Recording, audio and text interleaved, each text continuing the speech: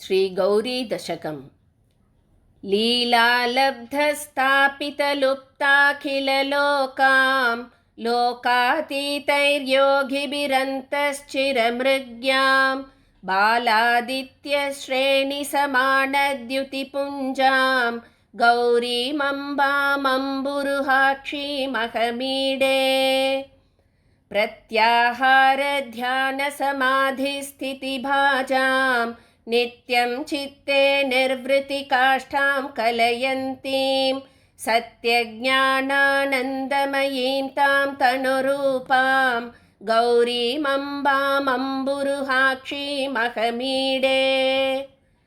चन्द्रापीडानन्दितमन्दस्मितवक्त्रां चन्द्रापीडालङ्कृतनीलालकभाराम् इन्द्रोपेन्द्राद्यर्चितपादाम्बुजयुग्मां गौरीमम्बामम्बुरुहाक्षीमहमीडे। आदिक्षान्तामक्षरमूर्त्या विलसन्तीं भूते भूते भूतकदम्बप्रसवित्रीं शब्दब्रह्मानन्दमयीं तां तटिदाभां गौरीमम्बामम्बुरुहाक्षीमहमीडे।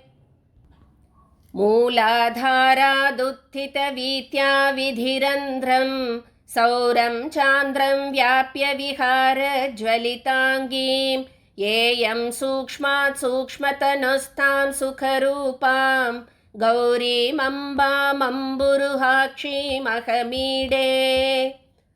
नित्यशुद्धो निष्कलयेको जगदीशो साक्षी यस्याः सर्गविधौ संहरणे च विश्वत्राणक्रीडनलोलां शिवपत्नीं गौरीमम्बामम्बुरुहाक्षीमहमीडे।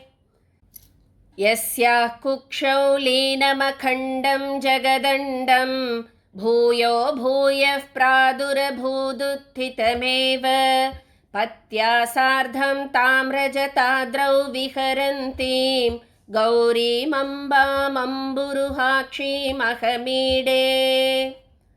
यस्यामोदं प्रोतमशेषं मणिमाला सूत्रे यद्वत् कापि क्षरं चाप्यचरं च तामध्यात्मज्ञानपदव्यागमनीयां गौरीमम्बामम्बुरुहाक्षीमहमीडे।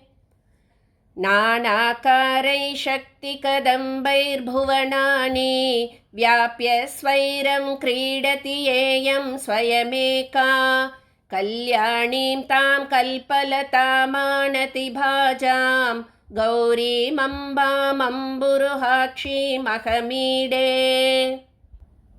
आशापाशक्लेशविनाशं विदधानां पादाम्भोजध्यानपराणां पुरुषाणाम् ईशामीशार्धाङ्गहरां तामभिरामां गौरीमम्बामम्बुरुहाक्षीमहमीडे। प्रातःकाले भावविशुद्धः प्रणिधानात् भक्त्या नित्यं जल्पति गौरीदशकं यः वाचां सिद्धिं सम्पदमुच्चैः शिवभक्तिं तस्यावश्यं पर्वतपुत्री विदधाति। इति श्रीमच्छङ्करभगवतः कृतौ श्रीगौरीदशकं सम्पूर्णम्।